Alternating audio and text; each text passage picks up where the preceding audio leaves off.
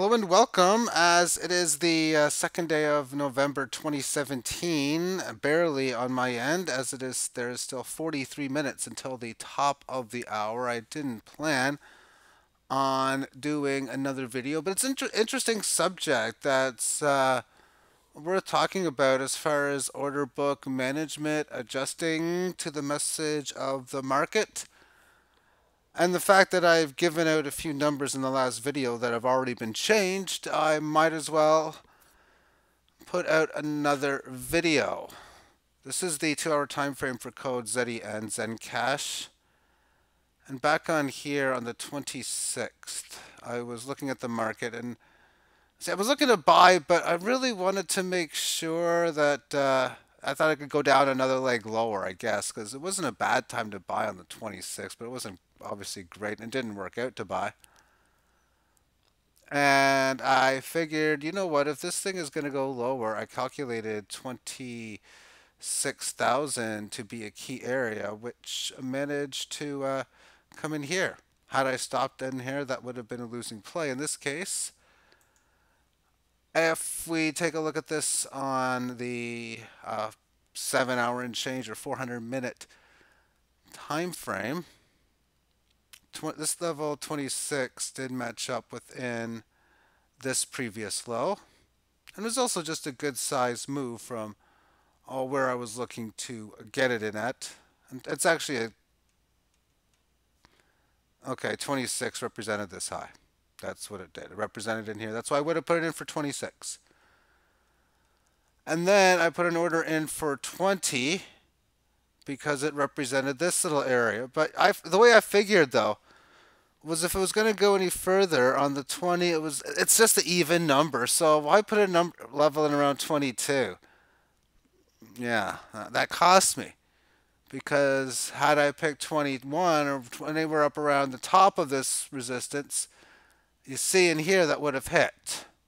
But no, I took 20, which was like right down in here. It was deep into this range. And I'm thinking, oh well. Oh well, that happens in the game, and that happens often, both sides. But also what happens often is profitable results, especially when you can understand and time things well, because I have hit some pretty good tops and bottoms along the way. Obviously, in this case, I sold at 34. But when we look at this on a more shorter term time frame,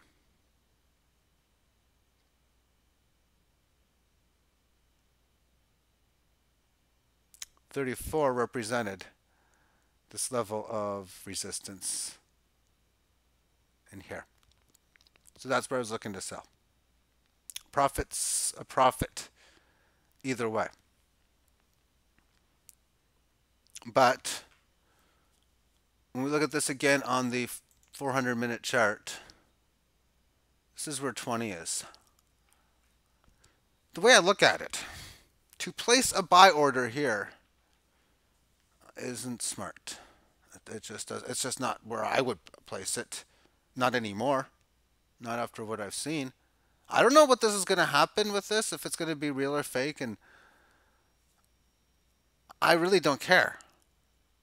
If it's real, well, I've got 2 sell orders ready to go. And if it's fake, I know technical analysis says that this is going to fall pretty good. Even if this is a good coin, or any of these good coins, I know they can fall decent and then go up back again later. It's just wild, volatile moves. Oh yeah, it's going to lose 85% of the value before a 1,700% gain. How you doing? That's the way this game is. Understand how the game is played and play it accordingly. Therefore, as far as Fibonacci upside is concerned, from a low roughly around here at 21 and a high close to 45, downside target is 13. 13 represents this little area in here. Therefore, the safe play is a buy order around 13. The more aggressive play is going down that even 100,000 number. So therefore, I have deleted the 200,000 buy order, and I have, of course, replaced it down for a much slower one. So what's going to happen if the market falls below here and say bottoms much lower than here but much higher than 130? Then almost like then I'll have to remove some sell orders lower, probably closer to break even a small loss at around 27. Because the way I look at it is markets go way up, way down. And picking tops and bottoms, I don't know how to do that. Well, I mean, I could try and I do pretty good, but they don't always work. And if I'm ready to buy on several dips, then so be it. So if I lose on whatever I have, then I'm at what, 1% of a Bitcoin because of the difference of my buys and sells thus far. And I'll be looking to add a bunch more in here where, say, for example, I could forget all about this and come December or January, who knows? But if it's starting to come down here, maybe January 7th even, who knows? I said that twice, I shouldn't, but it's also 11:22 p.m. Say it's down to say 15.6 and I get the buy order in. That I don't have to do anything really about these orders, although I would manage them differently with those extra tokens. But if I were to buy here, I'd be looking to sell at maybe 160 and then 190, or who knows? I mean, a lot of market movement will tell me where I need to sell. Let's think of this again for another example. Let's assume it's back in here and you have your sell orders in. Let's assume you bought here at say 107 and you placed two sell orders, say, or your upper sell orders were 135,000 and 165,000. 135,000 sell order obviously hit.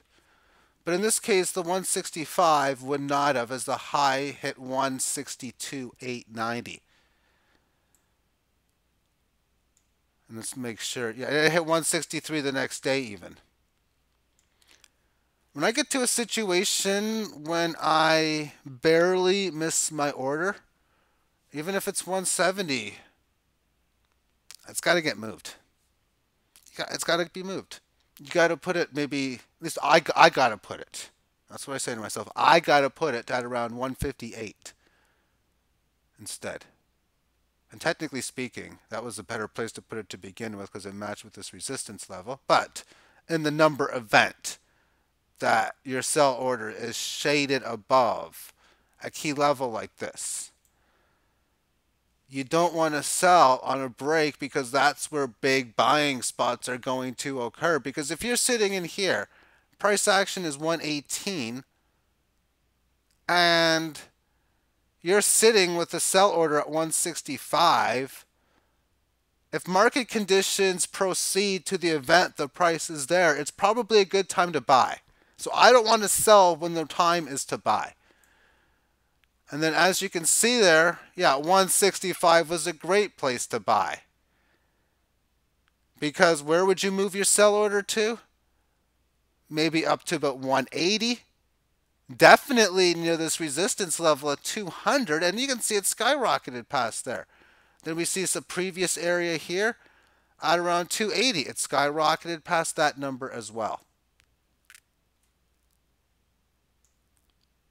And that's why when you look for different areas to sell, the key Fibonacci, and I don't even look at the calculator anymore, although I should because some of these charts are pretty bad. As long as the logarithmic scaling is right. I mean, this is around 61.8 around here. That's pretty much all I need to know. Look at key levels, so I basically see that that's the sell area. And then you got before the previous high.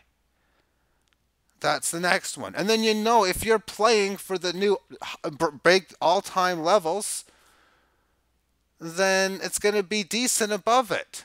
So 28 goes to 50. That's normal. That's normal behavior. And again, let's assume you had a sell order at 54, 55.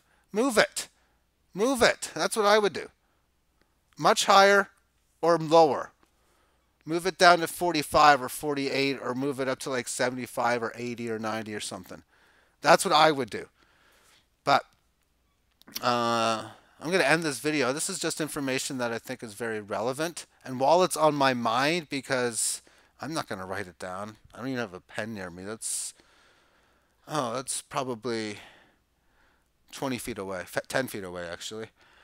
So I'm not going to do that. It's easier for me to do these videos, actually. It really is. But I'm going to be putting a presentation together. I was talking about probably doing a video, but a good organized text format. No, I mean, it's easier to show it. Probably do both, actually. I'm just going to talk about a bunch of different codes and then go over different key areas. But I know when I wrote notes for myself, I'm almost like a football coach where I'll use like keywords and stuff that I understand that's only English to me. All right, thank you for tuning in and have yourself a great day, great night, great morning, or great evening. Bye bye.